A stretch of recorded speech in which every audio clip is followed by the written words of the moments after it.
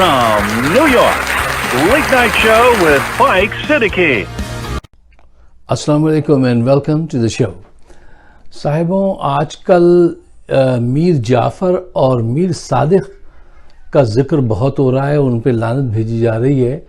इन दो किरदारों के मुतालिक कुछ बेसिक बुनियादी बातें आपके सामने रखना चाहता हूँ, वो भी इसलिए कि मुझे बहुत खुशी है और बड़ी हैरत है कि हमारा प्रोग्राम अब बहुत कम उम्र के बच्चे भी देखने लगे हैं।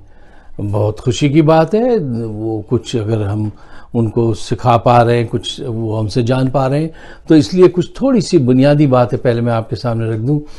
देखिए, ये दो किरदार जो हैं मीर जाफ़र मीर सादिक, इनकी वजह शोहरत जो है वो मुसलमान कौम से गद्दारी की है। इक़्तिदार के हुसूल के लिए, पैसे के हुसूल के लिए इन्होंने गद्दारी की। मीर जाफ़र जो है उसका ताल्लुक़ बंगाल से था और मीर सादिक जो है उसका ताल्लुक़ हैदराबाद दक्कन से था। अच्छा, सिराजुद्दौला एक बहुत ही उम्दा किस्म का, एक अच्छा शरीफ किस्म का आदमी था, वो हुक्मरान था और उस ज़माने में उनकी बड़ी वेल्थ बहुत थी बंगाल में, कहते हैं बिलियंस ऑफ डॉलर थी उस ज़माने, आज के हिसाब से अगर कैलकुलेट करें। खैर, anyway, to make it short, अंग्रेज़ों से एक मुकाबला हो रहा था जिसमें इसने मीर जाफ़र ने उनसे जाके कहा, अगर तुम मुझे इक़्तिदार दे दो, दिलवा दो इससे, तो मैं जो है ये जंग तो मैं जितवा दूंगा। और जंग हो चुकी थी, प्लासी की जंग है, आप लोगों ने पढ़ी होगी। तो वो उसने जाके क्या कहा कि सिराजुद्दौला से कि जो बिज़नेस कम्युनिटी के लोग हैं उनका बड़ा नुकसान हो रहा है, पोर्ट्स वहाँ से एक्सपोर्ट बहुत होती थी, तो वो थोड़ी देर के लिए जंग रोक दो।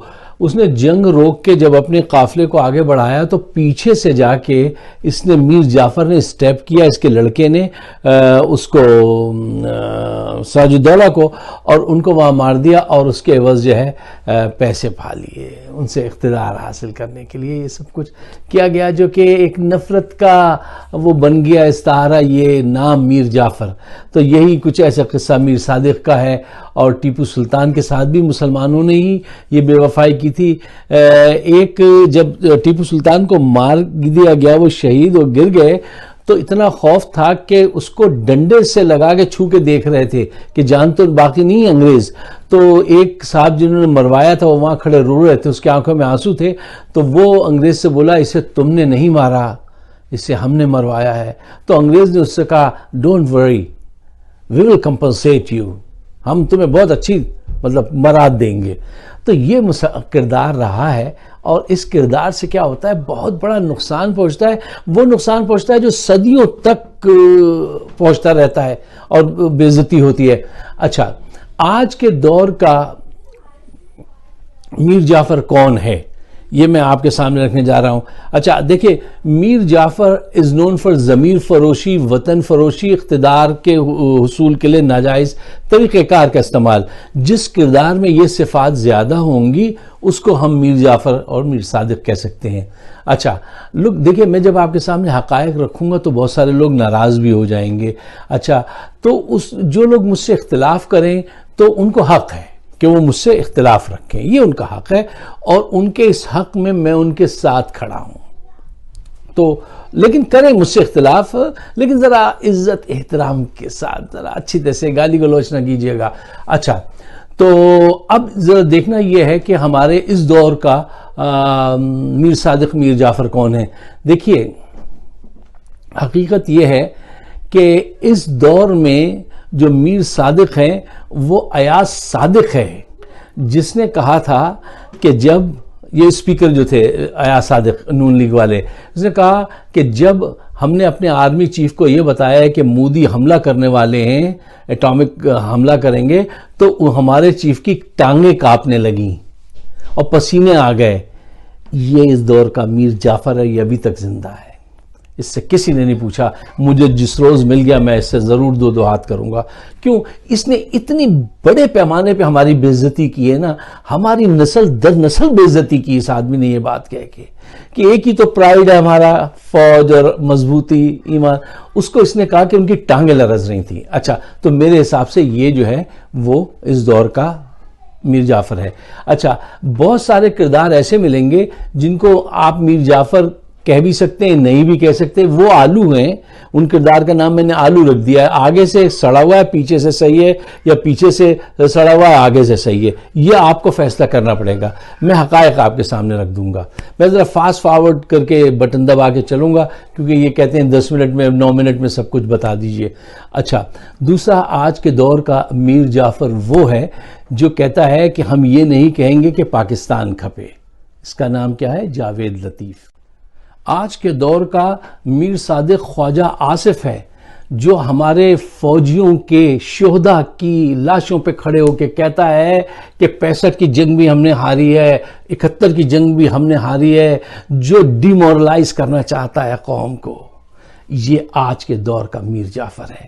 آج کے دور کا میر جعفر شہباز شریف ہے جو اقتدار کی خواہش میں دوسروں کو خوش کرنے کے لیے کہتا ہے ہم تو بھکاری ہیں, ڈیمورلائز کرنا چاہتا ہے پوری قوم کو. یہ آج کے دور کا میر جعفر ہے. آج کے دور کا میر جعفر نواز شریف ہے جو بھارت میں جا کے کہتا ہے کہ ہماری فوج نے آپ کی پیٹھ میں خنجر گھونپا ہے. بھارت میں جا کے یہ بات کہتا ہے. یہ آج کے دور کا میر صادق اور میر جعفر ہے, صرف اقتدار حاصل کرنے کے لیے. آج کے دور کا میر جعفر ہے خرم دستگیر, جس کے باپ نے ایوب خان کے حق میں ایک, جب وہ الیکشن ہو رہے تھے تو ان کا نشان لالٹین تھا, ایک کتیا کے گلے میں لالٹین ڈالی اور اس پہ یہ مبارک نام لکھا تھا.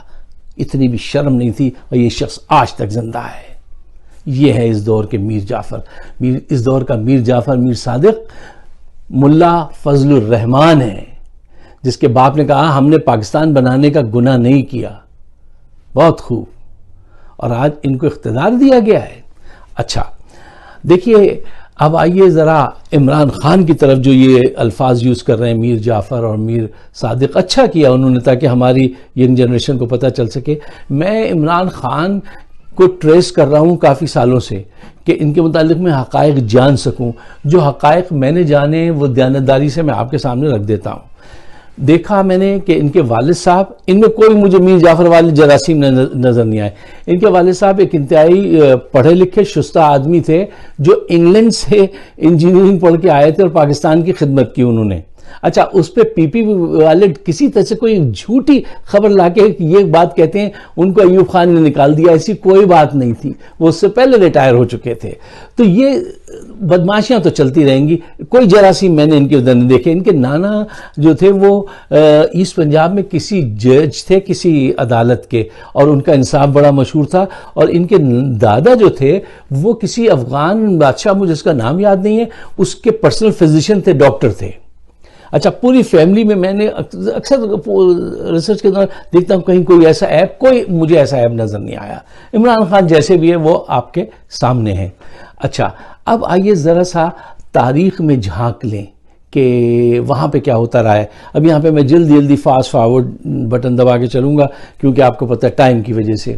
دیکھیے, خاص کر کے ہمارے جو ینگ آڈینس ہے ان کے لیے, کہ بہت ساری چیزیں چھوٹ جائیں گی تو مجھے معاف کر دیجئے گا, کیونکہ اتنے ٹائم میں اتنا ہی ہو سکتا ہے. لیاقت علی خان جو تھے پہلے ہمارے پرائم منسٹر, ان کو جب شہید کیا گیا تو ایک صاحب تھے جن کا نام تھا غلام محمد. وہ لاہور میں پیدا ہوئے لیکن کاکا زئی ٹرائب سے اس کا تعلق تھا, اور اپنے وقت کا بہت مشہور اکانومسٹ تھا, بہت اکانومی کو سمجھتے تھے. اس کی خدمات حیدرآباد دکن کے وہ جو ہمارے وہ تو کیا نام تھا ان کا یار, نواب کیا نام تھا, اچھا خیر, انہوں نے بھی لی, اور بہاولپور کے ایک نواب تھے انہوں نے بھی لی. تو یہ ان کو سرو کرتے رہے. اچھا, ان کو جب ان کی شہادت ہو گئی تو ان کو گورنر جنرل بنایا گیا, اور اس آدمی نے پھر اقتدار کی ہوس میں, یہ سب آلو کے کردار آ رہے ہیں. اب انہوں نے اچھا بھی کیا ہے برا بھی کیا ہے. انہوں نے ایک بڑا اچھا بجٹ بنا کے دیا تھا, دا پور مین بجٹ, ٹھیک ہے. اچھا, ان کی خدمات بھی ہیں, اور پھر اقتدار پہ قابض ہو گئے, اور پھر تو طرح طرح کی بدعمالیاں انہوں نے کی, اور حتیٰ کہ بیمار ہو گئے تھے, فالج ہو گیا تھا ان پہ, لیکن گالیاں بکتے رہتے تھے اور اقتدار میں رہتے تھے. کیوں؟ انہوں نے وزیر داخلہ اور وزیر دفاع جو ہے وہ ایوب خان اور اس کو اسکندر مرزا کو بنا لیا تھا. وہ ان کی سپورٹ کرتے تھے اور یہ جو ہے وہ بس گالیاں دیتے رہتے تھے اور لوگوں کو تنگ کرتے رہتے تھے. حتیٰ کہ ان کے حصے میں ایک بہت بڑا جرم جو ہے, انہوں نے خواجہ ناظم الدین صاحب کی, بہت ہی شریف النفس آدمی تھے وہ خواجہ صاحب, ان کی گورنمنٹ کو برطرف کیا تھا. پھر ان پہ مقدمہ بھی ہوا. پھر ان کے خوف کی وجہ سے اور جسٹس منیر نے, یہاں سے عدالتیں بگڑی تھی یاد رکھیے گا, اس کو چاہیے تھا کہ وہ سچ اور حق کا ساتھ دیتا, فیصلہ کرتا. اس نے غلام محمد کے حق میں فیصلہ دے دیا, جبکہ انہوں نے اسی وقت بجٹ بھی پاس کروایا تھا. بڑے اچھے آدمی تھے. اب وہ ایک لمبی کہانی ہے, کسی وقت میں آپ کو بتاؤں گا. اچھا, اس کے بعد اسکندر مرزا جو تھے, جب ان کی طبیعت بہت زیادہ خراب ہو گئی تو اسکندر مرزا کو کہا گیا کہ اب آپ آئیے. اچھا, بات کیا ہو رہی تھی, میں کہاں تک پہنچا تھا؟ ہاں, اسکندر مرزا تک ہم آ گئے تھے. اچھا, اسکندر مرزا کو صاحب جب ان کی طبیعت زیادہ خراب ہو گئی غلام محمد کی, تو وہ آ گئے اقتدار میں. اچھا, وہ آئے تو انہوں نے پھر عیاشیاں شروع کی. اچھا, یہاں پہ ایک بہت اہم بات سنیے آپ. اسکندر مرزا آپ کو پتہ ہے کون ہیں؟ یاد رکھیے گا, یہ میر جعفر کے پڑپوتے تھے. میر جعفر, وہ جس نے سراج الدولہ کے خنجر گھوپا, اس کو مارا, غداری کی, یہ اس کے پڑپوتے تھے اسکندر مرزا. اچھا, یہ حکومت میں آئے, انہوں نے وہ عیاشیاں شروع کی کہ آدھی آدھی رات تک جو ہے وہ مینوشی اور ڈانس اور محفلیں ہوتی تھیں, یہ سب کچھ ہوتا تھا. ان کی بیوی جو ہیں وہ ناہید مرزا, وہ ایک کرانی غالباً نصرات تھیں, وہ جو تھیں قومی خزانے سے وہ خریدتی تھیں, زیورات خرید لیتی تھیں. مطلب یہ صاحب جو تھے یہ مکمل اوباش قسم کے آدمی تھے. اچھا, انہوں نے ایک غلطی یہ کی کہ ان کو خطرہ تھا کہ یہ صدارتی الیکشن ہار جائیں گے چند سال کے بعد. تو جب ان کو یہ احساس ہوا تو انہوں نے 1956 کا جو کانسٹیٹیوشن تھا اس کو ختم کر دیا. اچھا, اس کو جیسے ہی ختم کیا تو ایوب خان پہلے سے گھات لگائے بیٹھے تھے کہ مجھے کب اقتدار ملے, میں کیسے اقتدار چھینوں. یہ شروع سے دیکھیں, یہ سب آلو ہیں, ان کو میں میر جعفر نہیں کہہ سکتا, تو آلو ضرور کہہ سکتا ہوں. اور آلو جب میں کہتا ہوں تو وہ آلو جو آگے سے صحیح ہے, پیچھے سے سڑا ہوا ہے, یا پیچھے سے سڑا آگے سے. اب فیصلہ آپ کیجئے کہ آپ ان کو کس کیٹیگری میں رکھتے ہیں, میر جعفر کی رکھتے ہیں, میر صادق کی, یا آلو کی کیٹیگری میں. یہ ایک عجیب آلو تھے یہ ایوب خان جو تھے. انہوں نے کیا کیا کہ ان کے اندر بھی اقتدار کی بڑی ناجائز طرح سے وہ تھی. انہوں نے جب اس نے آئین معطل کیا تو اسی آئین کی بنیاد پہ تو وہ بیٹھا ہوا تھا, اسی شاخ کو اس نے کاٹ دیا. اچھا, اب ان کو موقع مل گیا, انہوں نے جا کے اس کو جو ہے بس وہ اپنے بریگیڈیئر وغیرہ بھیجے, ان کو جا کے کہا کہ پیک کرو اور آپ یہاں سے جاؤ, اب میں حکمران کروں گا. تو ان کو پہلے شاید کوئٹہ بھیجا, پھر وہاں سے فلائٹ وغیرہ کیا ہوئی خدا جانے. وہ لندن چلے گئے. بہرحال لندن میں جا کے وہ کہیں سنا تھا کہ ویٹر لگ گئے تھے, کچھ ان کا ایک دوست تھا اس نے ایک کلب کا ممبر ان کو بنوا دیا تھا. پھر ان کا وہاں انتقال ہوا, پاکستان میں کہا گیا کہ ان کی لاش لائی جائے, پاکستان نے منع کر دیا, ہم نہیں لانے دیں گے. پھر شاہ ایران نے جو ہے وہ اس وجہ سے کہ وہ ان کے ہم فرقہ ہم مذہب تھے ذرا, تو اس وجہ سے ان کو الاؤ کیا کہ آپ ہمارے یہاں ان کی لاش بھیج دیجئے. تو بہرحال وہ ایران میں جا کے دفن ہو گئے. اچھا, اب آئیے فاسٹ فارورڈ. ایوب خان جو ہیں, ایوب خان نے خوبیاں بھی کی اور خامیاں بھی کی. دیکھیے, انہوں نے ڈیم بنائے, ٹھیک ہے نا, انڈسٹریل ترقی کی کوشش کی, اس کے کامیابی بھی ہوئی. اس کے علاوہ انہوں نے ہی مشرقی پاکستان کے اندر علیحدگی کے بیج ان کی پالیسیز کی وجہ سے ہوئے. انہوں نے جمہوری وہ ڈسکارڈ کر دیا, محترمہ فاطمہ جناح کو زبردستی جھوٹ طریقے سے ہرایا گیا اور کراچی میں قتل عام کروا دیا تھا ان کے لڑکے نے. یہ جو ہیں گوہر ایوب, انہوں نے لیاقت آباد میں, لوگ کہتے ہیں ایسا لگ رہا تھا جیسے ہندو مسلم فساد ہو رہے ہوں, کیونکہ کراچی کے لوگ کہتے تھے نہیں ہم فاطمہ جناح کو ووٹ دیں گے اور وہ مادر ملت ہیں اور وہ ڈیموکریٹک ہیں, یہ ڈیموگوگ ہیں. تو اس پہ انہوں نے بہت خون بہایا. اچھا, جب یہ 10 سال کے بعد تنگ آ گئے تو پھر انہوں نے کیا کیا کہ انہوں نے جاتے ہوئے اپنا اقتدار جو تھا وہ ایک کسی شریف کے نہیں, ایک بہت ہی بدمعاش, ایک شرابی ڈھنڈاری یایا خان کے حوالے کر دیا. یایا خان کیا تھا؟ وہ موٹی عورتوں کا رسیہ ایک آدمی تھا. وہ عورت کے ننگے جسم پہ روح افزا ڈال کے پھر اس کو پیا کرتے تھے, اور یہ حرکتیں تھیں ان کی, گانے سنا کرتے تھے. یہ وہ انتقاماً چھوڑ گئے تھے اس کے حوالے یا کیا تھا یہ تو اللہ ہی جانتا ہے. بہرحال اسی کو اقتدار دے کے گئے. اس کے بعد بھٹو صاحب کا دور آیا. بھٹو صاحب کے اندر جو ہے وہ اقتدار کی خواہش بہت تھی. ان کے اندر میں نے کوئی ایسے جراثیم نہیں دیکھے میر جعفر والے, لیکن اقتدار والے میں نے بہت جراثیم دیکھے ہیں. اگر وہ مان جاتے کہ حق مجیب کا بنتا ہے, وہ جیتا ہے, تو انہوں نے بجائے یہ حق اس کی منظور کرنے کے یہ فرما دیا کہ اگر کوئی ڈھاکہ اسمبلی میں گیا تو میں اس کی ٹانگیں توڑ دوں گا. یہ پرنٹڈ چیزیں ہیں. میں آپ کو کوئی بھی چیز ایسی نہیں بتاؤں گا کہ جس کا سرا نہ ملے آپ کو, ٹھیک ہے نا. اور ہم ادھر تم ادھر. وہ بہرحال پاکستان ٹوٹنے میں ایوب خان کی پالیسیز کا اثر تھا. ان کے ساتھ جو ظلم ستم ہم ناانصافی اس پاکستان کے ساتھ کرتے رہے اس کا اثر تھا. اینڈ پہ وہ گیند ان کے کورٹ میں آ گئی اور یہ جو تھے یہ بس اقتدار میں تھے. اب وہ ایک لمبی ان کی پوری کہانی ہے, میں کسی اور ہی آپ کو بتا سکتا ہوں. اس کے بعد ضیاء صاحب آئے. اب ضیاء صاحب جو ہیں ان کے متعلق آپ کیا کہیں گے؟ ضیاء صاحب کے متعلق آپ کیا کہیں گے؟ وہ بھی آلو ہیں, آگے سے سڑا ہوا پیچھے سے اچھا. ان کو بھی اقتدار کی لذت ہاتھ آ گئی تھی. 90 دن کا انہوں نے کہا تھا کہ وہ الیکشن کرا دیں گے, اور 90 دن کے بعد جو ہے وہ انہوں نے کبھی 90 دن 9 سال بن گئے, ٹھیک ہے نا. تو وہ بھی آلو ہیں, آپ ڈیسائیڈ کیجئے کہ نا انہوں نے کیا کیا. اس کے بعد یہ آ گئے مشرف آ گئے. مشرف جو ہیں ان کے متعلق بھی انہوں نے اکانومی کو بہت صحیح کرنا چاہا, بہت صحیح کیا. انہوں نے بڑی ڈپلومیٹک طریقے سے وار لڑی افغانستان میں. امریکنز آج بھی کہتے ہیں کہ اس آدمی کی وجہ سے ہمیں نقصان ہوا ہے, اس نے ہمارے ساتھ ڈبل گیم کیا. انفیکٹ انہوں نے ڈبل گیم کیا اور امریکہ کو پھنسا دیا.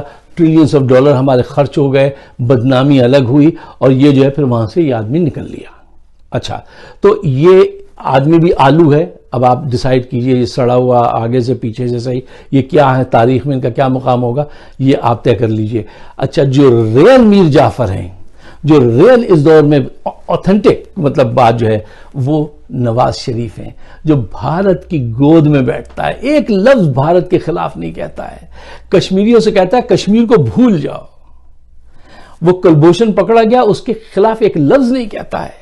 یہ بس بھارت سے کہتا ہے مجھے تم اقتدار دلاؤ, میں جو ہے وہ پنجاب تمہارے پنجاب کے ساتھ ضم کر لوں گا, بس اقتدار میں رکھو. یہ اس کا بھائی, اس کی بیٹی, پورا پریوار جو ہے وہ بس اقتدار کے لیے کہتا ہے کوئی کچھ بھی کرا لے. اور یہی ایٹیٹیوڈ ان کے ساتھ جو ان کے ایسوسیٹ ہیں, چاہے وہ خواجہ آصف ہوں یا وہ ایک آدمی ہے پرویز رشید کہ ٹوٹا ہوا بٹن نہیں دوں گا شیروانی کا, اس قدر اقتدار سے انہیں وہ ہے کہ یہ کہتے ہیں کہ ہمیں کسی کے بھی آگے جھکنا پڑے, اپنی بے عزتی کرانی پڑے, ہم وہ کرا لیں گے. بھارت میں جا کے کہتے ہیں کہ ہم نے آپ کے پیٹھ میں خنجر گھونپا ہے. یہ ہیں میر جعفر. ایسا کوئی کام عمران خان کے پاس نہیں ہے. کس نے اچھا کہا تھا, کوئی ایسا داغ سجدہ میرے نام پر نہیں ہے, کسی سنگ دل کے در پہ میرا سر نہ جھک سکے گا, میرا سر نہیں رہے گا مجھے اس کا ڈر نہیں, میرے کارواں میں شامل کوئی تنگ نظر نہیں ہے, جو نہ مر مٹے وطن پر وہ میرا ہم سفر نہیں ہے, در غیر پہ ہمیشہ تمہیں سجدہ ریز دیکھا, کوئی ایسا داغ سجدہ میرے نام پر نہیں ہے. عمران خان کے متعلق ہم یہ بات کہہ سکتے ہیں, نہ اس کے فور فادر میں یہ جراثیم دیکھے ہم نے, نہ اس میں دیکھے. وہ اپنی دھن کا پکا ایک شخص ہے جو وقت اللہ تعالیٰ اس کی مدد فرمائے کہ وہ اس قوم کو ان کرائسس سے نکال کر ایک مضبوط قوم بنانا چاہتا ہے. کیا ہم اس کا ساتھ دیں گے؟ کیا آپ اس کے لیے تیار ہیں؟ تیار ہونا چاہیے یار, تیار ہونا چاہیے. یہ موقع پھر نہیں ملے گا. اگر عمران خان ناکام ہو گئے یا ان کو مار دیا گیا یا یہ تحریک کچل دی گئی تو اس کے بعد میرا انٹرسٹ تو بہت کم ہو جائے گا پھر پاکستانی پولیٹکس سے, کیونکہ یہ انتہا ہے, اس سے زیادہ ہو نہیں سکتا. آپ سب اللہ آپ کو خوشیاں دے, اپنے خیالات سے نوازیے گا, اور اگر میری رائے کو آپ صحیح سمجھتے ہیں تو اس کو شیئر ضرور کیجیے گا. میں اپنے تمام ابھی مجھے جو انالیٹکس دکھائے ان لڑکوں نے کہ وہ ینگسٹر بہت دیکھ رہے ہیں, تو میں نے ایک دوست سے پوچھا کہ یہ کیا وجہ ہے, تو انہوں نے کہا ہم اپنی یونیورسٹی میں بچوں کو ریکمنڈ کرتے ہیں جو IR کے لڑکے ہیں اور جرنلزم کے کہ وہ آپ کا پروگرام دیکھا کریں. شاید یہی وجہ ہے کہ ماشاءاللہ وہ بڑھ رہی ہے تعداد. تو ان تمام بچوں کے لیے یہی ہے کہ بیٹا آپ دیکھیے اور اپنے دوستوں کے ساتھ شیئر کیجیے اور ریسرچ خود کیجیے, خود ریسرچ کیجئے کہ کیا ہے پاکستان، کیوں بنا، کیا ہوا، کیا ہونے والا ہے، اور آپ اس میں کیا کر سکتے ہیں۔ مجھے اپنے خیالات سے ضرور نوازیے گا۔ آپ سب کا بہت بہت شکریہ۔ خدا حافظ۔